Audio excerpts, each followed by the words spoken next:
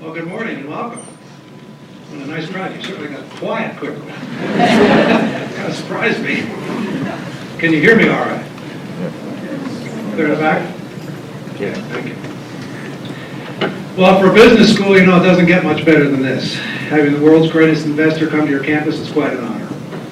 Warren Buffett is chairman of Berkshire Hathaway, a holding company whose investments range from Geico Insurance, American Express, and Coca-Cola, to Borsheim's jewelry store in his hometown of Omaha, Nebraska. Mr. Buffett has been described as the god of value investors and the Michael Jordan of the investing game. He began his first investment partnership in the mid-1950s with $100 of his own money. A few years later, he began investing in a struggling Massachusetts textile mill called Berkshire Hathaway. Through Berkshire, he started putting capital into other businesses, chiefly insurance, which generated cash streams for more investments, which have done very well indeed, as we all know. From a share price of about $18 in 1965, Berkshire today trades around $69,100 a share. I think I'm going to go out and buy about 100 shares. Over time, the company's annualized performance is more than double that of S&P 500, and Berkshire today is worth more than $100 billion. But Mr. Buffett is known as much for his unpretentious style as for his lofty success. He has become a champion of investors and is legendary for his aversion to corporate doublespeak. He is rare among CEOs in that he cheerfully admits his mistakes. 3 years ago, he wrote in his annual report that Berkshire would have done better if he'd simply had gone to the movies. There weren't very many years like that since 1965, believe me. Berkshire was proudly, even defiantly absent from the dot-com hysteria of the last few years. And now that the bubble has burst, as we all know, it's Warren Buffett who's having the last laugh. In his most recent letter to shareholders, he wrote, quote, "We have embraced the 21st century by entering such cutting-edge industries as brick, carpet, insulation, and paint. Try to control your excitement," unquote. You know, and personally, from reading his letters, I mean, it's just a joy. It's a business lesson in itself. I would encourage you, whenever you get an opportunity, to take one aside and read it carefully. You'll learn a tremendous amount. His wisdom and insights are so valued that some investors buy a share of Berkshire stock just so they can hear him at his legendary annual meeting, or as he calls it, Woodstock for Capitalists. He doesn't make speaking appearances often, and we are extremely fortunate to have him with us today. Earl Leonard of Coca-Cola and our distinguished executive in residence had a lot to do with that, Earl, and we're deeply indebted to you for helping to arrange this. Thank you very much. Our format today will be primarily questions and answers. Mr. Buffett will make some brief remarks at the beginning, and then we'll move into your phase. We will have a microphone set up over here. We would like you to come around. We're videotaping, so we'd like you to use a microphone, please. So go ahead and begin to line up over there to ask your questions. So would you please give a very warm welcome to the Oracle of Omaha, Warren Buffett.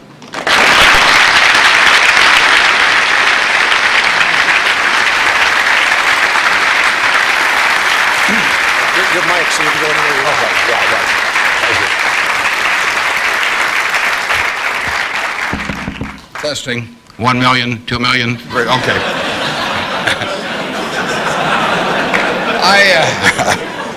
I came in from Nebraska today, and you're probably all familiar with us, mainly by our football team. We have those fellows with the big white helmets with those red ends on them. I asked one of our starters the other day, what's the N stand for? And he said, knowledge. We make it tough on them, though. I mean, you don't coast through Nebraska just because you're a football player. They major in agricultural economics. And there's a 2-question final for all of the players. And first question is, what did Old MacDonald have? And they were giving that to one of our potential Heisman Trophy winners the other day, and he started to sweat. Finally, he brightened up. He said, farm. Professor, delighted, of course. You don't want to flunk a Heisman candidate. So he said, you're halfway home. He said, just one more question. He said, how do you spell farm? Now the guy really starts to sweat. He looks at the ceiling and he looks around. Finally, his face brightens up and he says, E-I-E-I-O. So watch for that guy this year. He'll be dynamite. I really want to talk about what's on your mind, so we're going to do a Q&A in a minute. There are a couple questions I always get asked. People always say, well, who should I go to work for when I get out? And I've got a very simple answer. We may elaborate more on this as we go along, but the real thing to do is to get going and for some institution or individual that you admire. I mean, it's crazy to take in between jobs just because they look good on your resume or because you get a little higher starting pay. I was up at Harvard a while back, and a very nice young guy picked me up at the airport, Harvard Business School attendee, and he said, look, I went to undergrad here, and then I worked for X and Y and Z, and now I've come here. And he said, I thought it would really round up my resume perfectly if I went to work now for a big management consulting firm. And I said, well, is that what you want to do? And he said, no, but he said, that's the perfect resume. And I said, well, when are you going to start doing what you like? And he said, well, I'll get to that someday. And I said, well, your plan sounds to me a lot like saving up sex for your old age. It just doesn't make a lot of sense. I told that same group, I said, go to work for whomever you admire the most. And I said, you can't get a bad result. You'll jump out of bed in the morning and you'll be having fun. And the dean called me up a couple of weeks later. He said, what'd you tell those kids? He said, they're all becoming self-employed. So you've got to temper that advice a little bit. Play one game a little bit with me for just a minute, and then we'll get to your questions. I'd like for the moment to have you, have you pretend I've made you a great offer, and I've told you that you could pick any one of your classmates, and you now know each other probably pretty well after being here for a while. You'd have 24 hours to think it over, and you can pick any one of your classmates, and you get 10% of their earnings for the rest of their lives.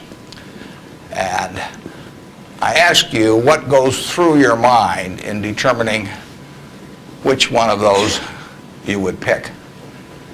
You can't pick the one with the richest father. That doesn't count. I mean, you've got to do this on merit. But you probably wouldn't pick the person that gets the highest grades in the class. I mean, there's nothing wrong with getting the highest grades in the class, but that isn't going to be the quality that sets apart a big winner from the rest of the pack. Think about who you would pick and why. And I think you'll find when you get through, you'll pick some individual. You've all got the ability. You wouldn't be here otherwise. And you've all got the energy. I mean, you've got, the initiative is here. The intelligence is here throughout the class. But some of you are going to be bigger winners than others. And it gets down to a bunch of qualities that, interestingly enough, are self-made. I mean, it's not how tall you are. It's not whether you can kick a football 60 yards. It's not whether you can run the 100-yard dash in 10 seconds. It's not whether you're the best-looking person in the room. It's a whole bunch of qualities that really come out of Ben Franklin or the Boy Scout code or whatever it may be. I mean, it's integrity, it's honesty, it's generosity, it's being willing to do more than your share. It's just all those qualities that are self-selected. And then if you look on the other side of the ledger, because there's always a catch to these, free gifts and genie jokes. So you also have to, and this is the fun part, you also have to sell short one of your classmates and pay 10% of what they do. So who do you think is going to do the worst in the class? This is way more fun. And think about it again. And again, it isn't the person with the lowest grades or anything of the sort. It's the person who just doesn't shape up in the character department. I mean, we look for three things when we hire people. We look for intelligence, we look for initiative or energy, and we look for integrity. And if they don't have the latter, the first two will kill you. Because if you're going to get somebody without integrity, you want them lazy and dumb. I mean, you don't want them smart and energetic. So it's that third quality, but everything about that quality is your choice. You can't change the way you are wired much, but you can change a lot of what you do with that wiring. And it's the habits that you generate now on those qualities, or those negative qualities. I mean, the person who always, claims credit for things they didn't do, that always cuts corners, that you can't count on. I mean, in the end, those are habit patterns. And the time to form the right habits is when you're your age. I mean, it doesn't do me much good to get golf lessons now. If I'd gotten golf lessons when I was your age, I might be a decent golfer. But someone once said the chains of habit are too light to be felt until they're too heavy to be broken. And I see that all the time. I see people with habit patterns that are self-destructive when they're 50 or 60, and they really can't change them. They're imprisoned by that.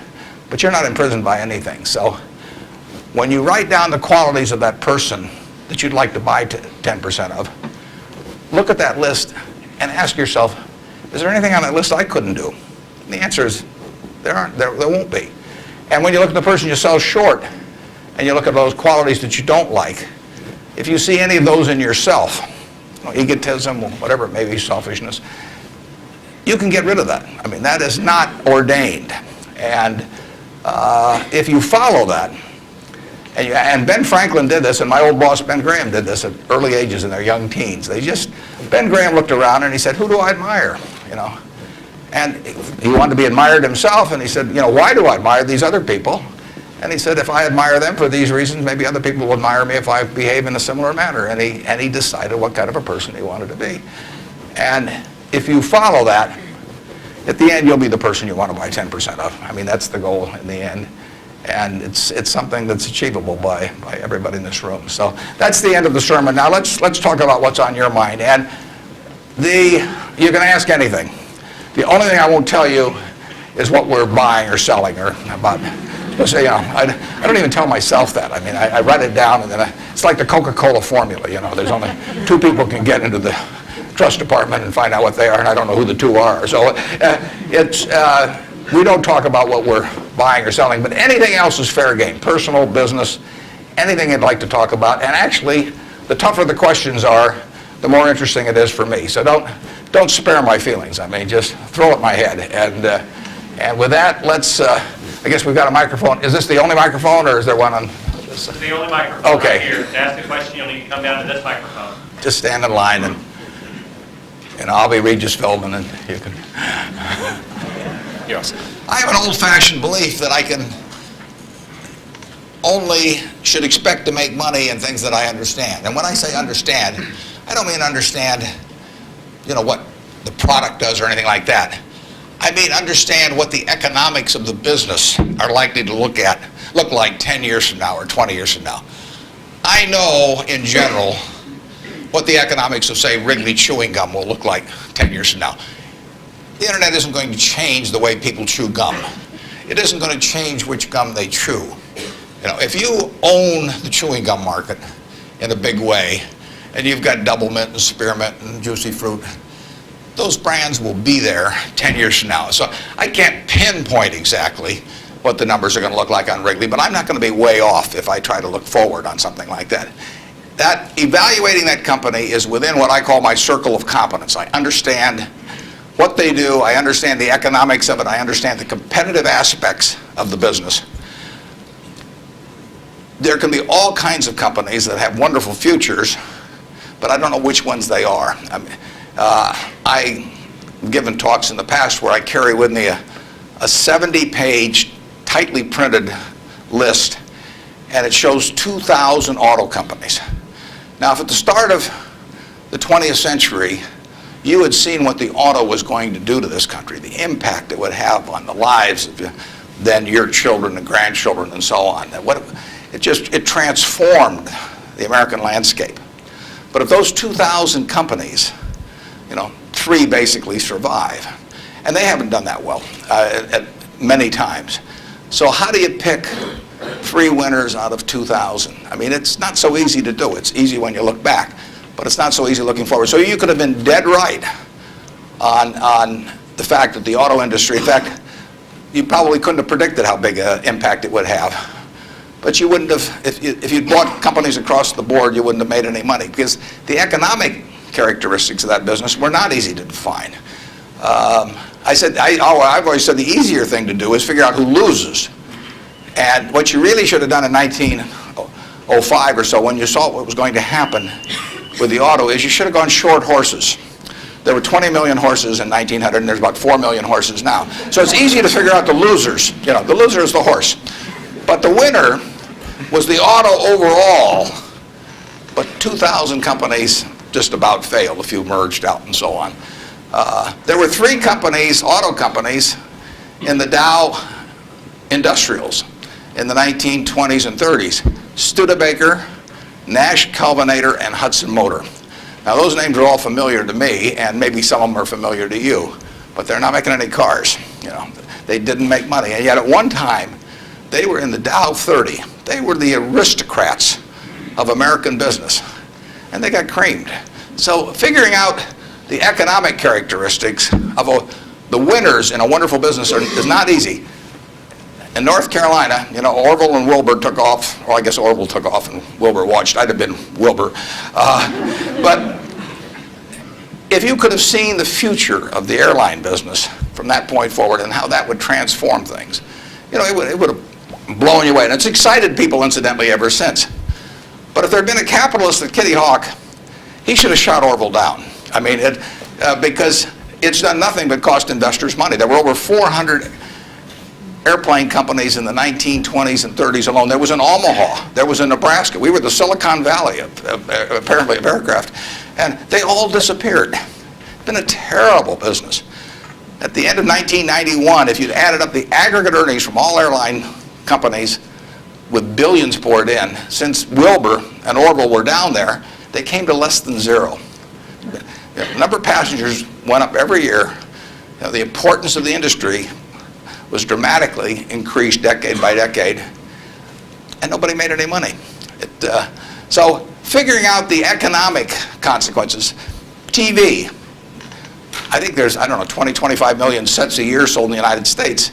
I don't think there's one of them made in the United States anymore. I mean, you'd say TV set manufacturer, what a wonderful business. I mean, everybody, now nobody had a TV in 1950, or thereabouts, 45 to 50. Everybody has multiple sets now. Nobody in the United States has made any real money making the sets. They're all out of business. You know, the Magnavoxes, the RCAs, all of those companies. Radio was the equivalent of the 20. Over 500 companies making radios in the 1920s. Again, I don't think there's a U.S. radio manufacturer at the present time. But Coca-Cola, you know, what was it, 1884 at Jacobs Pharmacy or whatever, the fellow comes up with something. A lot of copiers over the years. But now you've got a company that is selling roughly 1.1 billion 8-ounce servings of its product, not all Coke, Sprite, and some others, daily throughout the world 117 years later. So understanding the economic characteristics of a business is different than predicting the fact that an industry is going to do wonderfully. And so when I look at the internet businesses, or I look at tech businesses, I say this is a marvelous thing, and I love to play around on the computer, and now I order my books from Amazon and all kinds of things, but I don't know who's going to win. And unless I know who's going to win, I'm not interested in investing. I'll just play around on the computer. And defining your circle of competence is the most important aspect of investing. It's not how important, how large your circle is. You don't have to be an expert on everything. But knowing where the perimeter of that circle of what you know and what you don't know is, and staying inside of it, is all important. Tom Watson Sr., who started IBM, said in his book, he said, I'm no genius, he said, but I'm smart in spots, and I stay around those spots. And you know, that is the key. So if I understand a few things, and I stick in that arena, I'll do okay. And if I don't understand something, but I get all excited about it because my neighbors are talking about it, and the stocks are going up and everything, I start fooling around someplace else, eventually I'll get creamed, and I should. So now let's go over here. Hello, Mr. Buffett. I got 2 short questions. One is, how do you find intrinsic value in a company? Well, intrinsic value is what is the number that if you were all-knowing about the future and could predict all the cash that a business would give you between now and Judgment Day, discounted at the proper discount rate, that number is what the intrinsic value of a business is. In other words, the only reason for making an investment and laying out money now is to get more money later on, right? That's what investing is all about. Now, when you look at a stock, when you look at a bond, assuming it's the United States government bond, it's very easy to tell how much you're going to get back. It says it right on the bond. It says when you get the interest payments, it says when you get the principal. So it's very easy to figure out the value of a bond. It can change tomorrow if interest rates change, but the cash flows are printed on the bond. The cash flows aren't printed on a stock certificate. That's the job of the analyst, is to print out, change that stock certificate, which represents an interest in the business, and change that into a bond and say, this is what I think it's going to pay out in the future. When we buy, some new machine for Shaw to make carpet, that's what we're thinking about, obviously, and you all learn that in business school. But it's the same thing for a big business. If you buy Coca-Cola today, the company is selling for about $110 to $15 billion in the market. The question is, if you had 110 or 15 billion, you wouldn't be listening to me, but I'd be listening to you incidentally. But the question is, would you lay it out today to get what the Coca-Cola company is going to deliver to you over the next 200 or 300 years? The discount rate doesn't make much difference as you get further out. And that is a question of how much cash they're going to give you. It isn't a question of, it isn't a question about how many analysts are going to recommend it or what the volume in the stock is or what the chart looks like or anything. It's a question of how much cash it's going to give you. That's the only reason. It's true if you're buying a farm. It's true if you're buying an apartment house. Any financial asset. Oil in the ground, you're laying out cash now to get more cash back later on. And the question is how much are you going to get, when are you going to get it, and how sure are you? And when I calculate intrinsic value of a business, when we buy businesses, and whether we're buying all of a business or a little piece of a business, I always think we're buying the whole business because that's my approach to it. I look at it and say, what will come out of this business and when? And what you really like, of course, is them to be able to use the money they earn and earn higher returns on it as you go along. I mean, Berkshire has never distributed anything to its shareholders, but its ability to distribute goes up as the value of the businesses we own increases. We can compound it internally, but the real question is, Berkshire selling for, we'll say, 105 or so billion now. What can we distribute from that 100? If you're going to buy the whole company for 105 billion now, can we distribute enough cash to you soon enough to make it sensible at present interest rates to lay out that cash now? And that's what it gets down to. And if you can't answer that question, you can't buy the stock.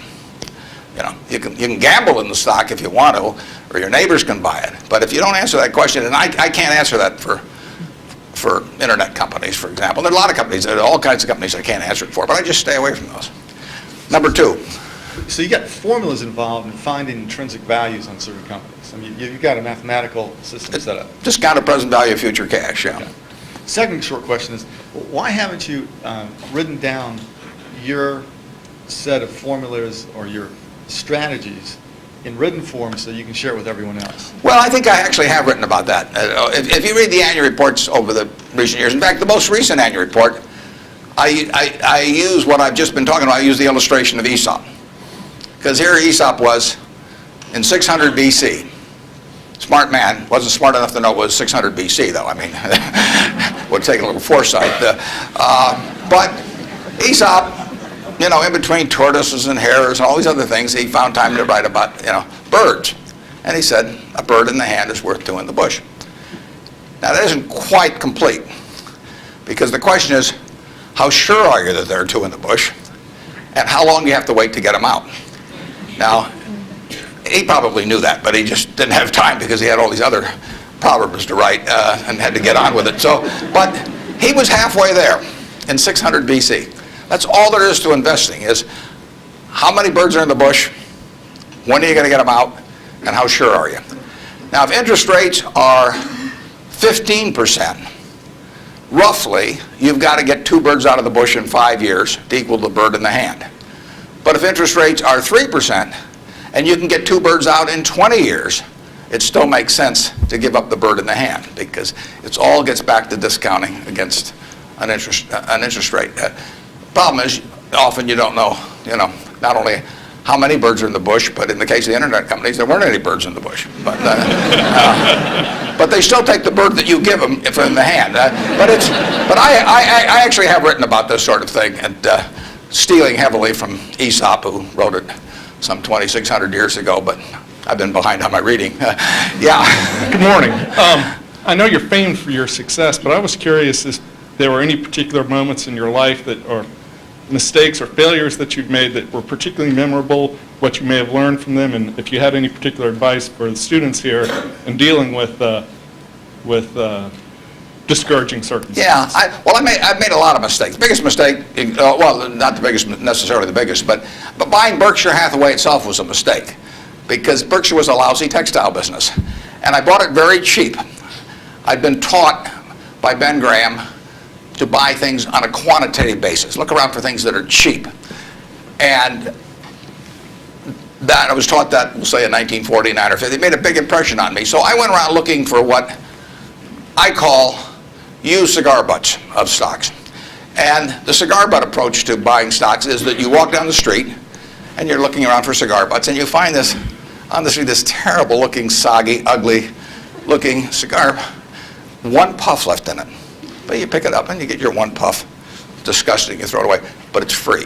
I mean, it's cheap. And then you look around for another soggy, one puff cigarette. Well, that's what I did for years. It's a mistake.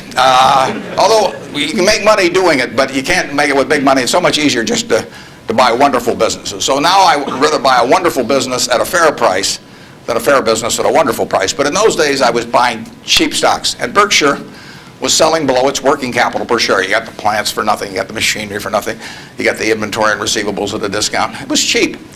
So I bought it. And 20 years later, I was still running a lousy business, and that money did not compound.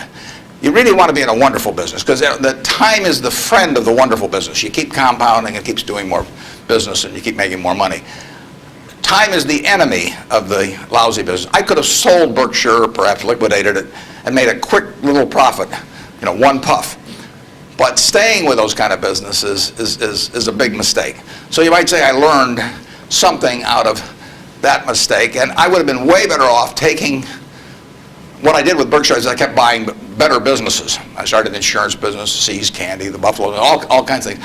I would have been way better doing that with a brand new little entity that I'd set up rather than using Berkshire as the platform. Now I've had a lot of fun out of it. I mean, everything in life seems to turn out for the better, so I don't have any complaints about that, but it was a dumb thing to do. I went into U.S. Air. I bought a preferred stock in 1989. As soon as my check cleared, the company went into the red and never got out. I mean, it was really dumb. I mean, I've got an 800 number I call now whenever I think about buying an airline stock. I call them up any hour that, fortunately, I can call them at 3 in the morning, and I just dial it and I say, my name's Warren, I'm an aeroholic, and I'm thinking about buying this thing, and then they talk me down. I mean, it takes hours sometimes, but it's worth it, believe me. If you ever think about that buying an airline stock, call me and I'll give you the 800 number, because you don't want to do it. But we got lucky in terms of how we eventually came out on it, but it was a dumb decision, all mine. And I've done biggest in terms of opportunity cost and eventual costs. I bought half interest in a Sinclair filling station when I was about 20 with a guy I was in the National Guard with, and I had about $10,000 then, and I put $2,000 in, and I lost it all. So that was 20%, and that means that the opportunity cost is now $6 billion of that filling station, which is a big price to pay for, getting to wipe a few windows and a few windshields and things like that. So actually, I like it when Berkshire goes down, because it reduced the cost of that mistake on an opportunity cost. But the biggest mistakes we've made by far, biggest mistakes I've made by far are mistakes of omission and not commission. I mean, it's the things I knew enough to do, they were within my circle of competence, and I was sucking my thumb. And that is really, those are the ones that hurt. They don't show up anyplace. I probably cost Berkshire at least $5 billion, for example, by sucking my thumb 20 years ago or close to it when Fannie Mae was having some troubles and We could have bought the whole company for practically nothing. And I don't worry about that if it's Microsoft because I don't know it. Because Microsoft isn't in my circle of competence. And so I don't have any reason to think I'm entitled to make money out of Microsoft or out of cocoa beans or whatever. But I did know enough to understand Fannie Mae, and I blew it. And that never shows up under conventional accounting. But I know the cost of it. I know. I passed it up. And those are the big, big mistakes. And I've had plenty of them. And unless I tell you about them in the annual report, and I resist the temptation sometimes, unless I tell you about them in the annual report, you're not going to know it because it doesn't show up under conventional accounting. But omission is way bigger than commission. There's big opportunities in life have to be seized. We don't do very many things, but when we get the chance to do something that's right and big, we've got to do it. And even to do it in a small scale is just as big a mistake almost as not doing it at all. I mean, you've really got to grab them when they come, because you're not going to get 500 great opportunities.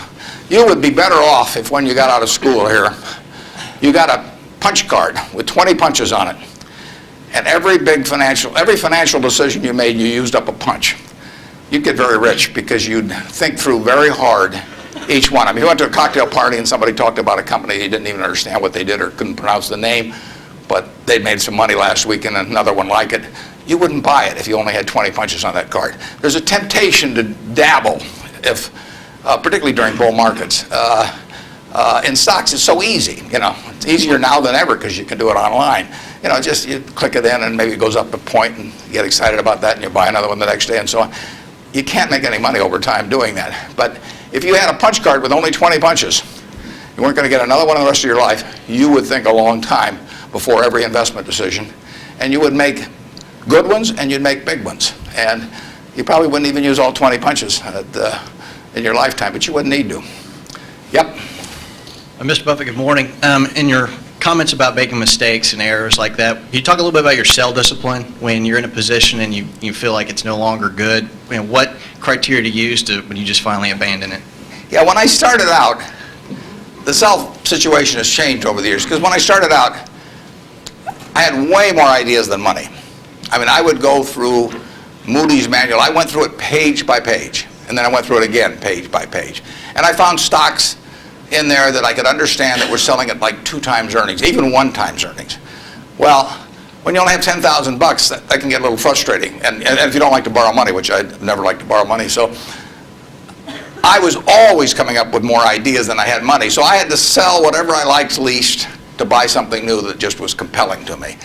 And for a long time, I was in that mode. And now our problem is we have more money than ideas. If you look at our annual report, which is on the internet at our homepage, BerkshireHathaway.com, you'll see something in the back called the Economic Principles of Berkshire. And you will see, which I believe in setting out for my partners. They are my partners. I don't look at them as shareholders. I look at them as partners. They're going to be my partners for life. So I want to tell them how I think. And if they don't agree with the way I think, that's fine, but I don't want them to be disappointed in me. So I lay out there and I say, in terms of our wholly owned businesses, we're not going to sell no matter how much anybody offers us for. I mean, if somebody offers us 3 times what something is worth at See's Candy, the Buffalo News, Borsheim's, whatever it may be, we're not going to sell it. I may be wrong in having that approach. I know I'm not wrong if I owned 100% of Berkshire because that's the way I want to live my life. I've got all the money I could possibly need. It just amounts to a change in the newspaper story on my obituary and the amount of money that the foundation has. And to break off relationships with people I like and people that have joined me because they think it's a permanent home, to do that simply because somebody waves a big check at me would be like selling one of my children because somebody waved a big check. So I won't do that. And I want to tell my partners I won't do it so that they're not disappointed in me. More and more with certain stocks, we've got that approach. Now, if we were chronically short of funds and had all kinds of opportunities coming, we might have a somewhat different approach. But our inclination is not to sell things unless we get really discouraged perhaps with the management, or we think the economic characteristics of the business change in a big way. I mean, and that happens. So, but we're not going to sell simply because it looks too high, in all likelihood. I mean, You can't make that 100%, but that's the principle under which we're operating. We're generating right now $5 billion of cash a year at least, so it's $100 million every week, and just not. We've been talking here half an hour and I haven't done a damn thing. It's the real question is how do you put it out intelligently, and if we were selling things, it'd be just that much more. So there may come a time when that would change, but we want to. And I have shareholders, partners, who would say, if you can get 3 times what See's Candy's worth, why don't you sell it? And that's why I want to be sure before they come in, they know how I think on that. I mean, they're entitled to know that. You really think for a minute, if you're going to get married, and you want a marriage that's going to last. Not necessarily the happiest marriage, or one that Martha Stewart will talk about or anything, but you want a marriage that's going to last. What quality do you look for in a spouse? One quality. Do you look for brains? Do you look for humor? Do you look for character? Do you look for beauty? No. You look for low expectations. I mean, that is the marriage that's going to last. Both have low expectations. I mean, and I want my partners to be on the low side on expectations coming in, because I want the marriage to last. It's a financial marriage when they join me at Berkshire, and I don't want them to think I'm going to do things that I'm not going to do. So that's our guiding principle. The advice is all free, and your marital advice, everything else. Next. Good morning. Mr. Buffett, I have a question regarding evaluation of the soundness of investment. In recent years, it appears that the use of tax sheltering in corporation is increasing, and such, reputable companies like UPS and others are involved in court battles over shelters with IRS.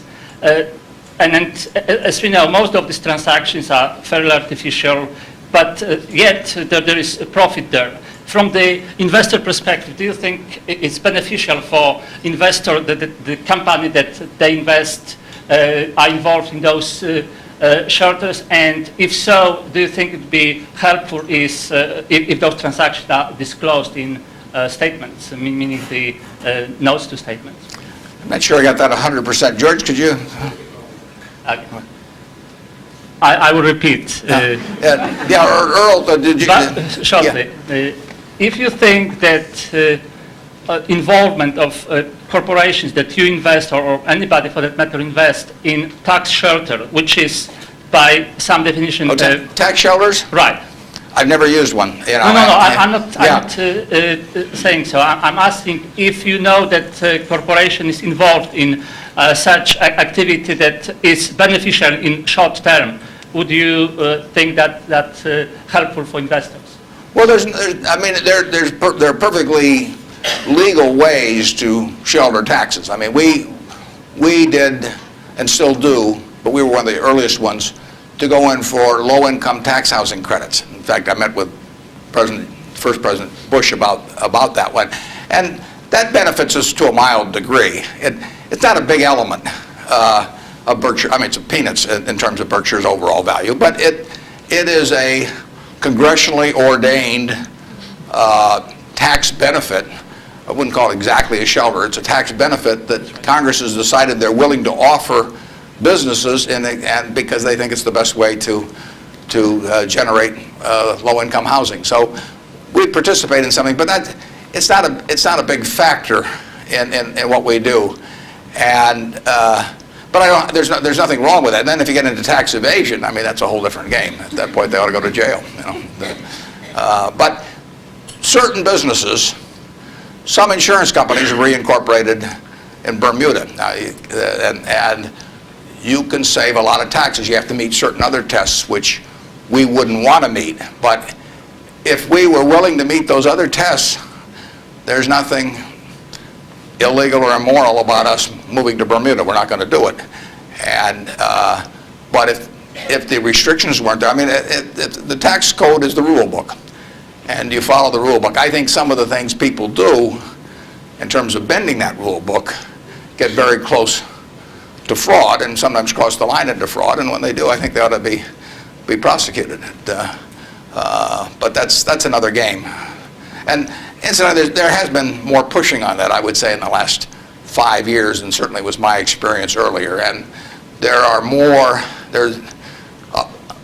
I think now it's diminished in the last year or two, but a couple years ago there was some very aggressive marketing by some of the auditing firms, and of these, even with percentage shares of the gain to be paid to the auditors. I think that those things got fairly dubious, and particularly when they shopped for legal opinions, so that if you got caught doing these things, you can say, well, I was relying on this legal opinion, and therefore I shouldn't go to jail, but just pay the back taxes. So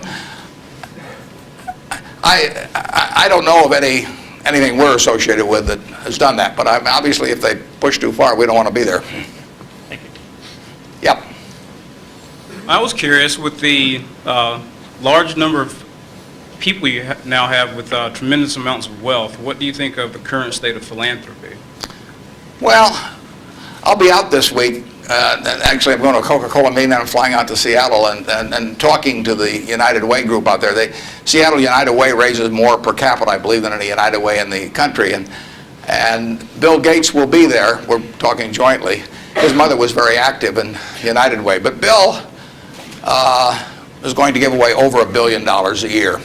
And a lot more later on, but right now $1 billion. And it's very interesting. I mean, he is very rational about it, and he's very informed. In fact, he got somebody, I think his primary advisor in the medical field is a fellow who was with the CDC in Atlanta.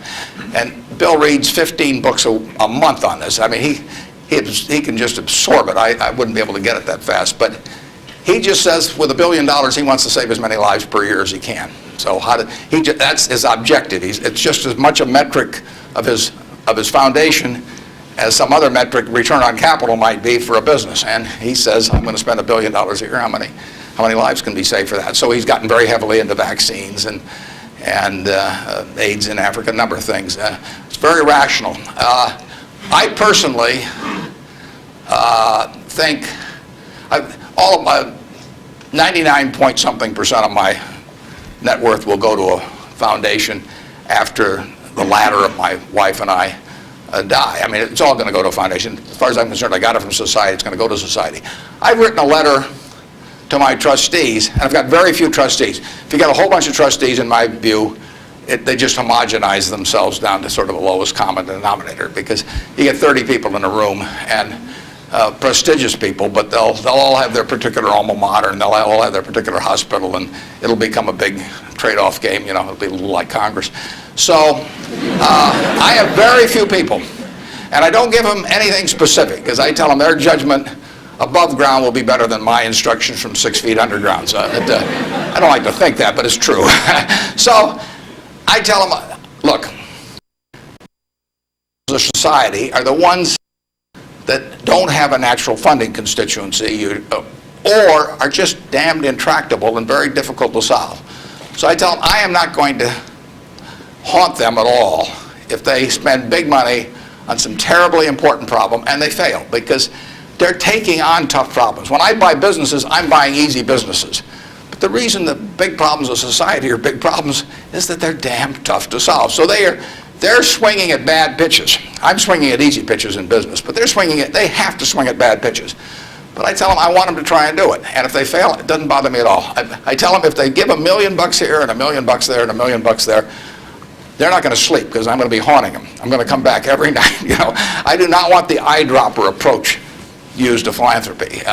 But I want them to use their judgment to look at important problems that do not have a natural funding constituency.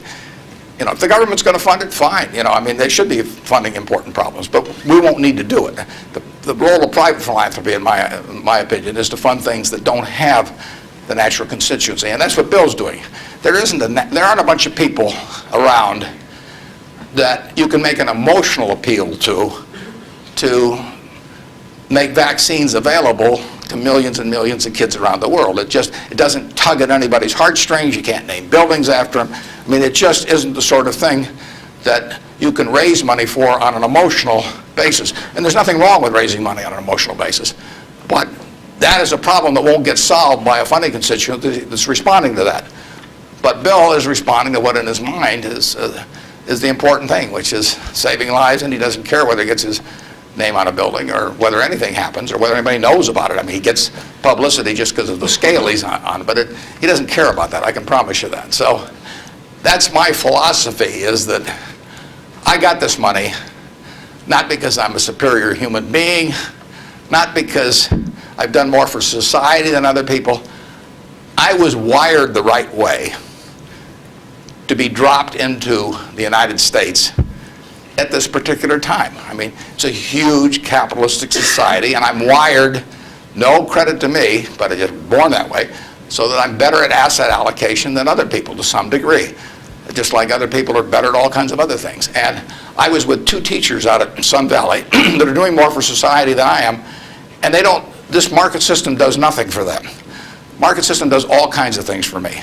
Gates says if I'd been born 5,000 years ago, I'd have been some animal's lunch, because I can't run very fast, and I can't climb trees. I mean, and I could tell that animal was chasing me, wait till you see how I can allocate assets, But it wouldn't have made any difference. So here I am, I'm born now, just very, very lucky. And the odds when I was born in 1930, the odds were 50 to 1 against me being born in the United States. That's a terrible set of odds to face. And yet I was dropped down here, And if I'd been dropped down in Peru or someplace or China, I mean, I wouldn't have had a chance.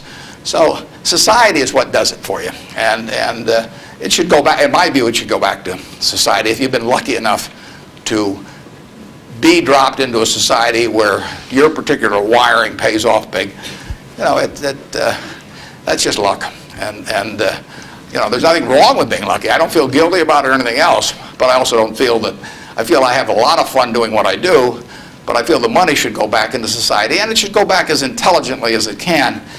And the best way to do it intelligently is to have high-grade and intelligent people administering it at the time. And you don't know the problems that are going to be out there 10 years from now or 20 years from now or 30 years from now. But I do know if I've got a small number of high-grade, smart people, and high-grade is more important. If you gave me 20 extra points of IQ, but cheated a little on the high grade, I wouldn't take it, because they got to be. There's so many chances to do things in a petty way, or to try to. I mean, people get subverted in their own minds to their own interests rather than the interests of the institution. So I really want super high-grade people doing it, and I've got them. And I think the money might do a lot of good, it may do no good, but it'll be operating in fields where if it does some good, that good probably wouldn't have been done otherwise. Yep. I was just wondering, there's a lot of differences between the recent boom and bust in the stock market and the one in the 1920s. But there's also a lot of similarities, and those similarities are allowing people to draw the conclusion that stock prices will be depressed for some time to come.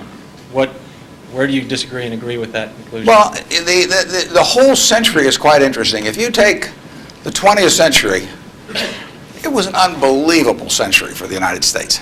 The GDP per capita, and that's the way to think of it, as per capita. Sometimes they talk about our GDP versus Europe's, but if their population's the same every year and ours goes up 1%, you've got to, in the end, you got to have a divisor as well as a numerator. And so GDP per capita in the 20th century in the United States went up 610%.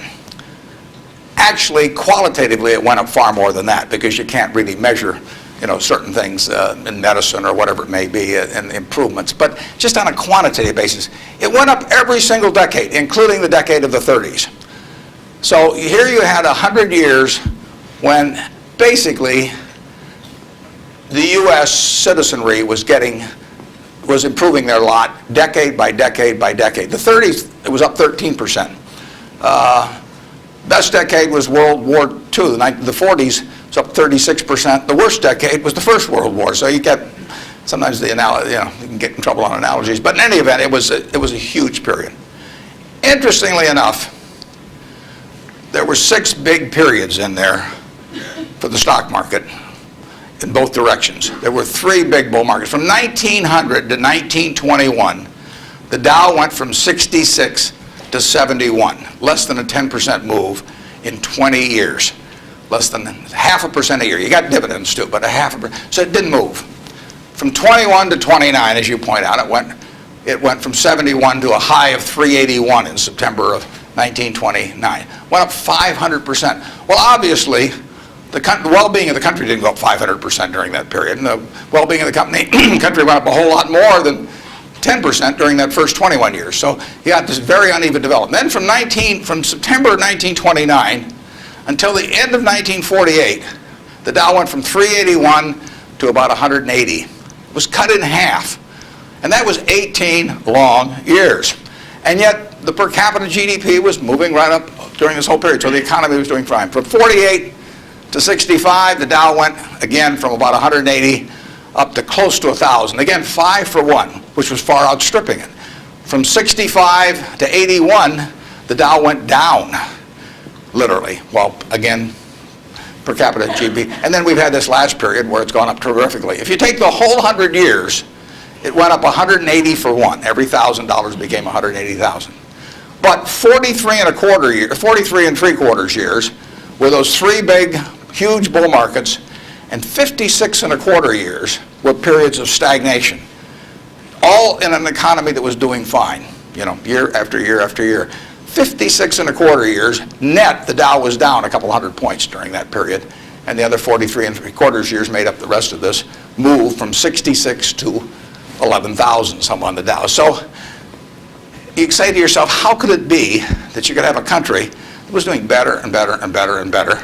Citizens were living, every generation was living better than the one that preceded it. But you had these huge changes, big gains a few times, long periods of stagnation. 20 years, I mean, that's a long time to do nothing. The answer is that investors behave in very human ways, which is they get very excited during bull markets and they look in the rearview mirror and they say, I made money last year, I'm going to make more money this year, so this time I'll borrow, or the neighbor says, I wasn't in last year when that neighbor who was dumber than I made a lot of money, so I'm going to go in this year. So they're always looking in the rearview mirror. And when they look in the rearview mirror and they see a lot of money having been made in the last few years, they plow in and they just push and push and push on prices. And when they look in the rearview mirror and they see no money having been made, they just say this is a lousy place to be. So they don't care what's going on in the underlying business. And it's astounding, but that makes for huge opportunity, just huge opportunity. I mean, I've lived through roughly half, in an investing sense, about half that period. And I've had that long period of stagnation from 65 to 82, 17 years. I wrote an article for Forbes in 1979. I just said, how can this be? Pension funds in 1970 put 100 and some % of their new money in stock because they were wild about stocks. Then they got a lot cheaper and they put a record low in, 9% of their net new money in 1978 when stocks were way cheaper. People behave very peculiarly in terms of the reactions because they're human beings and they get excited when others get excited, they get greedy when others get greedy, they get fearful when others get fearful, and they'll continue to do so. And you will see things you won't believe in your lifetime and securities markets. And the country will do very well over time, but you will see these huge waves. And if you can stay objective throughout that, if you can detach yourself temperamentally from the crowd, you get very rich, and you won't have to be very bright. I mean, I'm sure you are, but you want, it doesn't take brains. It takes temperament. It takes the ability to sit there and look at something. When I started out in 1950, I would go through and find things at 2 times earnings, and they were perfectly decent businesses, and people wanted jobs at those companies, and everybody knew they were going to be around, and they wouldn't buy them at 2 times earnings, and that's when interest rates were 2.5%. I started selling securities when I was 21, and a Kansas City life insurance company happened to be a fairly prominent company in Omaha, and the policies they sold you, if you were buying life insurance from them, had a built-in assumption of 2% interest. The stock of Kansas City Life was selling at less than 3 times earnings. You were getting 35% if you bought the stock. No question about the soundness of the company. I went to the local agent. I figured, hell, I ought to be able to sell him a few shares of stock. I mean, the guy ought to understand it. I mean, he's got his whole life invested in this company. I went to the local agent who'd been with him for 20 years, And his name was Moose. And I said, Mr. Moose, I said, you know, you're selling these policies with 2%. You may even have a few on members of your own family, and you can buy into this company whose paycheck you depend on every month, and whose future your beneficiaries of these life policies depend on, and who you're selling them, you know, a 2% investment on, and you can get 35% on your money. He said, you know, stocks aren't any good. And I couldn't sell you know, I was a lousy salesman. I mean, well, you have to start with that. But it just blew me away. It blew me away. I thought, sometimes I used to wonder if I was nuts, you know. But those things, the same thing happened. I mean, in 1964, the Dow closed at 864. At the end of 1981, 17 years later, it closed at 865. It moved 1 point in 17 years. Now, that's not a big move. And that, you can't believe how discouraged people were during that period. But, you know, people were living better. So things can go on a long time that don't make sense. But they do come to an end. I mean, the internet thing, I mean, you had these companies selling for many billions of dollars that had practically no prospects of making any money. That's a bubble. But Herb Stein one time said, anything that can't go on forever will end. Now that seems pretty, but think about that. And particularly think about it next time you're trying to do something just because the stock's gone up a whole lot, you know, and your neighbor's made money or something. You've got to be, you just have to sit and think objectively and think about, would I buy this whole business? If it's an internet company, it's got 100 million shares out and selling at 100, that's $10 billion. Is it worth $10 billion? If it's worth $10 billion, it's got to be able to give you, you know, 700 or 800 million next year. And if it doesn't give you 700 or 800 million next year, it has to give you maybe 10% more than that the year after and continue to. There aren't a lot of businesses that can do that. And people just go crazy. And of course, it's fun. I mean, it's, you know, it's like that sign they put in brokerage offices that says, avoid hangovers, stay drunk. You know, I mean, it's just so much fun to keep playing. But you got to do sensible things to get good results. Yeah. Next. Well, we got 3 people standing there, so let's do the 3 that are standing there. Okay. Good morning, sir. Hi. Hi. I was wondering what your opinion is of the Federal Reserve and their actions taken recently. Do you feel they've done enough to boost the economy? Yeah, well, I'm a fan of Alan Greenspan's over time. I've known him for a long, long time. We were on a board together at Cap Cities, and Alan is a very, very smart guy. He is motivated, in my opinion, entirely by what is good for the United States, the people of the United States. And so you couldn't have a better person in there. And the problem he may have is that because his tenure in office has been associated with this incredible bull market, that even though he wouldn't have claimed credit for it, that people might associate it because of the importance of the Fed generally. They might associate with him, so they may, if things don't work out so well, they may blame him as well. But I think his policy has generally been very good. You have to understand one thing about the Fed is that it's not as powerful as the mystique would make it. Its brake is better than its gas pedal. When the Fed wants to put on the brakes, we go for the windshield. I mean, you know, the economy just, they can put on the brakes. Paul Volcker did it. He broke inflation by doing it. But I mean, when he put on the brakes in that period around 1980, I mean, people hated him. He was crucified for it, but it was the right thing to do. And he could do it. He did it all by himself. And and it was the only way, because of the momentum that inflation was generating. It was the only thing it was what was needed then. Enormously unpopular. It's much harder for a Greenspan to put on the brakes because nobody wants him to put on the brakes, plus he's so visible. But he's put them on sort of gradually. But stepping on the gas pedal, he does not necessarily get the same result. It may help, but there are 1,000 other variables operating. And as you see in Japan, you know, you can get down to 0 interest rates and you can't stimulate anything. So it isn't like the Japanese haven't read the same books we've read about economics. I mean, they've read Keynes and they've read the whole thing. So we're not smarter than they are. We don't have any secrets they don't have, but they don't know how to get their economy going.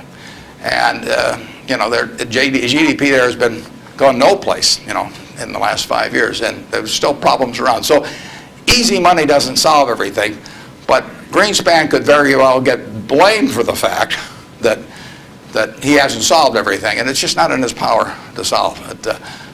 He can help in various ways, but I don't think you could have anybody better, and I think he's done the right thing to this point, but the right thing may not be quite as effective as people may hope that it would be. In economics, you always want to ask, and then what? You'll read in the paper, well, what happens if the Japanese start selling our government bonds, or what happens if they dump the dollar? They can't dump the dollar. There's no way to dump dollars. You can, or at least dollar assets, because if the Japanese want to sell our government bonds, if they sell them to us, they get a time deposit or a demand deposit at Citi, or they still own a dollar asset.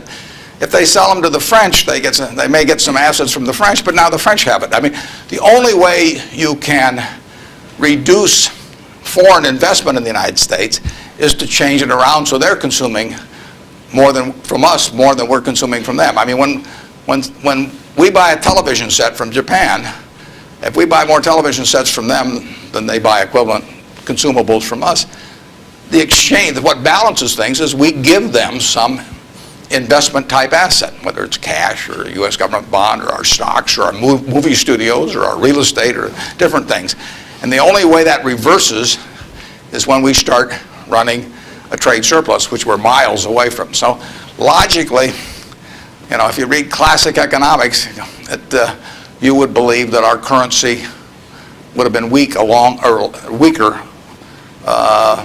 over the recent years, and that it would be weak now. But there are other things operating, and that's one of the problems about economics, is there's never just one variable.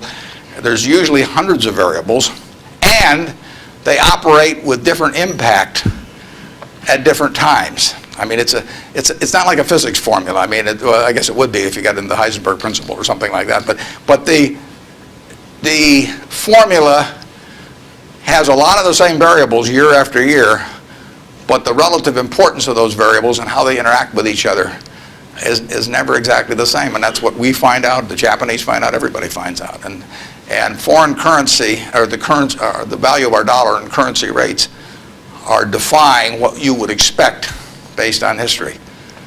But as somebody said, if history were a perfect guide, the Forbes 400 would all be librarians. They just go and look it up in the books, and they'd always know all the answers. But history doesn't repeat itself, as Mark Twain said. History doesn't repeat itself, but it rhymes. I mean, things come back, but they don't quite come back in the same form. And we'll understand all this perfectly in a few more years, why the dollar's behaved the way it has. But I think it would be useful net for the U.S. if the dollar were less strong. Yes, Mr. Buffett, thanks for taking my question. My question pertains to small business, and my family's been in the truckload sector of transportation for about 50 years. And as you talked about the airline industry and all the mergers and acquisitions and things going on, and a lot of the smaller players being tossed out of the market, what do you see for people that, like in this room, for students that want to start a small business, and maybe they want to start in a business that is somewhat of a commodity type business, but as businesses, the large corporations get larger and their efficiencies increase, how can a small business compete with these people? Yeah, in many areas, small businesses have an advantage. In other businesses, scale has a huge advantage. And I mean, you don't want to be a tiny carbon steel producer. On the other hand, when mini mills came along and learned how to use scrap more effectively than the older methods of making steel, they actually had an advantage. So scale is a huge advantage in some businesses. It's, the largest airlines haven't won. Southwest Airlines has won, starting with, just a few planes flying down there between Houston and Dallas, and they have become bigger, but their ambition hasn't been to be the biggest. And they probably buy their fuel just as cheap as United, and they probably bought it when they were a lot smaller. Walmart is a classic example. I mean, who would have thought 25 years ago, 30 years ago? I mean, here was Sears with a 100-story plus building in Chicago, had access to money far cheaper than Sam Walton. I mean, Sam Walton's credit was not as good as Sears. Every supplier wanted to do business with Sears. Nobody had ever heard of Sam. Every real estate developer who was developing a new shopping center went first to Sears, and Sam got the short end. So here's a guy starting in Bentonville, Arkansas, And he kills them over time. Just plain kills them. And disadvantage in buying, disadvantage in borrowing, disadvantage in real estate. Advantage, Sam Walton, and his ability to inspire, in the end, hundreds of thousands of people to be enthusiastic about going to work and doing the right things over time. So I would be just as optimistic about small business generally. Now, there's certain areas where scale is just plain important. But I see no disadvantage. We intentionally at Berkshire, we have 112,000 employees, more in Georgia than in any other state in the union, incidentally. We employ a lot up near Dalton, and we employ a lot of people in Macon at Geico. And we intentionally, with our 112,000 employees, we probably have, I don't know how many business units, but lots. And we only have 13.8 people at headquarters. I'm not the 0.8, incidentally. I resent it when people think that. I'm a full, but we have one woman that works 4 days a week. And that's all we have at headquarters, 112,000 people, 105 billion of market cap. But we intentionally keep our units small. We think, we want them to have the nimbleness, the responsiveness to the customer particularly, that will turn them, that essentially will more than offset anything that the scale of having maybe a little more purchasing power or something will develop. We own a home furnishings business in Utah, run by a fellow named Bill Child. He was featured in Fortune about one issue ago. The cover story was God in Business. Bill was the #1 illustration. Bill took that business from his father-in-law when it was doing $250,000 a year, and he now has over half the business in Utah in his field, about close to $400 million. He built it by thinking about the customer. And the truth was, he was competing with Sears, he was competing with Levitt's, was a huge furniture retailer in the past. He was competing with everybody. But all he thought about from the moment he got up in the morning was, how do I take care of my customer? And that wins. We have a business in Omaha, some of you may have heard of. It's the largest home furnishing store in the world. In Omaha, which only has a SMSA of 650,000 people. It's on 72 acres. It does $325 million in one location, which happens to be $500 for every man, woman, and child in the SMSA, but it draws from beyond that. That business comes about, or has resulted from an investment of $500 in 1937 by a woman who walked out of Russia in 1921.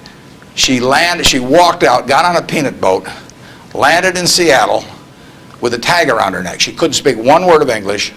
The American Red Cross looked at the tag, it said Fort Dodge, Iowa. They got her to Fort Dodge, Iowa. She couldn't pick up the language. She was there 2 years. She said she felt like a dummy. So she came to Omaha because there were other Russian Jews there and she'd at least have somebody to talk to.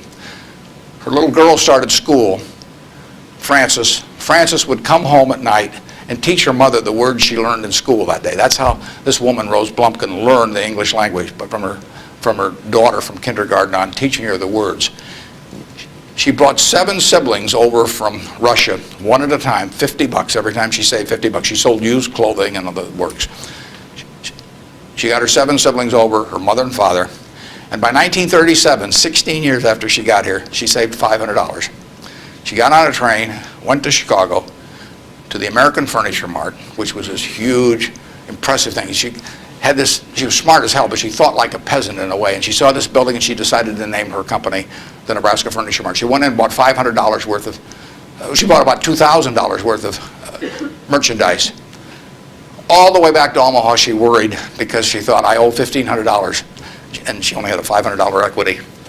So she got to Omaha. She took the bed, the sofa, the refrigerator out of her own home to sell fast so she could get the money so she could pay on time. She took that business and built it from that start. No one would sell to her. She went into court 4 times because the carpet manufacturers tried to keep her from selling at a discount, and she went into court and told the judge, because she figured out ways to buy this stuff in various nefarious ways from had other people buy it for her, and she said, look, I pay $3 a yard for this carpet. Brandeis sells it for $6.98. She says, I sell it for $3.98. Just tell me, Judge, how much you want me to rob people. She defended herself. Papers wrote it up. The judge bought carpet from her the next day. I mean, it was marvelous.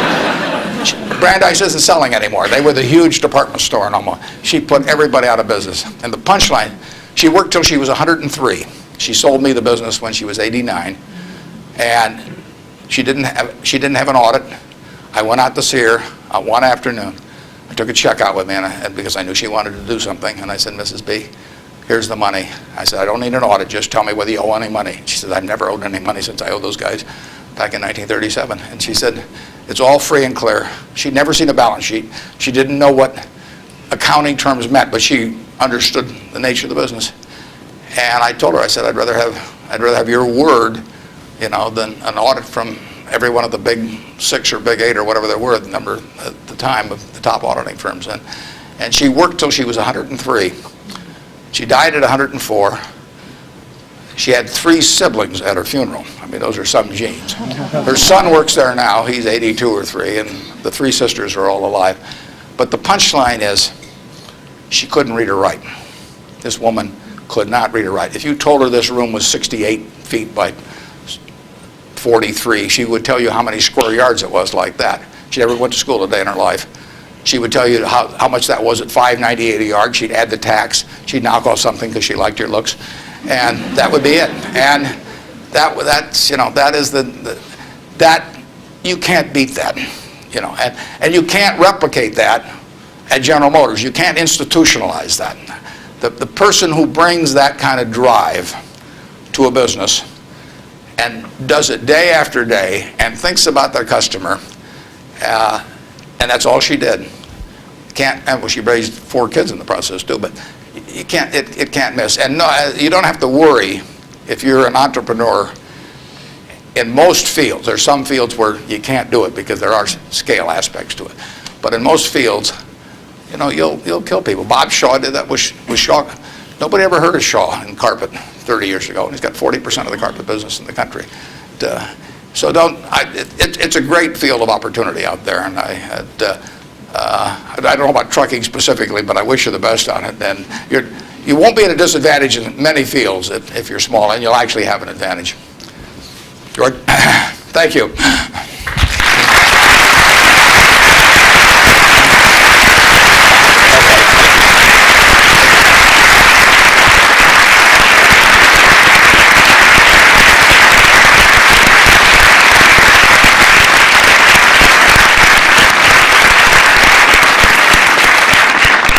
Mr. Buffett, thank you very much for sharing your wisdom and your ideas and your wonderful stories with us today. We are truly honored and pleased that we've had this opportunity to get to know you a little bit better. I'd like to thank a couple people before we conclude for helping with the logistics. Associate Dean Bob Gatewood, our Director of Alumni Relations, Marie Garrison. Thank both of you. David Dodson, our Director of Communications. There was a lot of work and effort went into this, and I thank all of you for all that you've done. And Earl, again, thank you for helping make this possible. Mr. Buffett, we have a parting gift for you, but it needs to be placed into context before we show you what it is. In your most recent newsletter to your annual report to the shareholders, you discussed some of the things that you look for in making acquisitions, and one of the things you talked about was owners. You look for owners who care who they sell to, and that was important to you. I'd like to quote from your report. When a business masterpiece has been created by a lifetime or several lifetimes of unstinting care and exceptional talent, it should be important to the owner what corporation is entrusted to carry on its history. A little bit further down you say, how much better it is for the painter of a business Rembrandt to personally select its permanent home than to have a trust officer or uninterested heirs auction it off. Well, we believe that many of these words apply to you as well. You too have created a business masterpiece. You too have created a Rembrandt. What we have today is a lighthearted portrait, a lighthearted characterization that we hope captures some of the business milestones in your career, and we hope also captures some of that quick-witted humor that you demonstrated today. It was painted by a good friend of ours and a well-known artist, lives here locally, Alan Campbell. Alan is with us, and he will help unveil it today. Alan, please come down.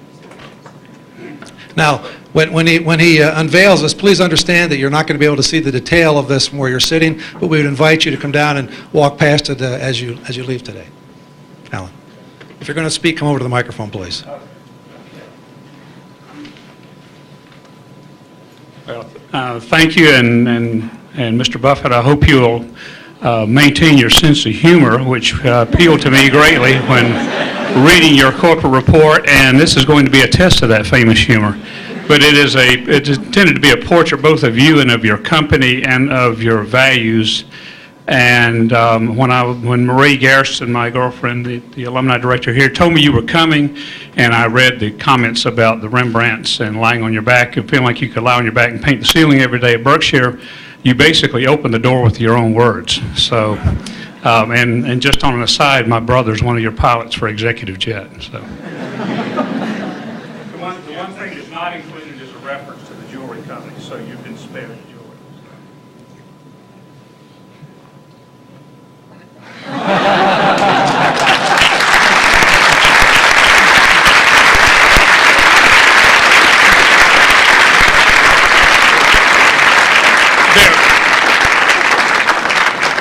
This is based on a very famous Rembrandt self-portrait, if anybody's information.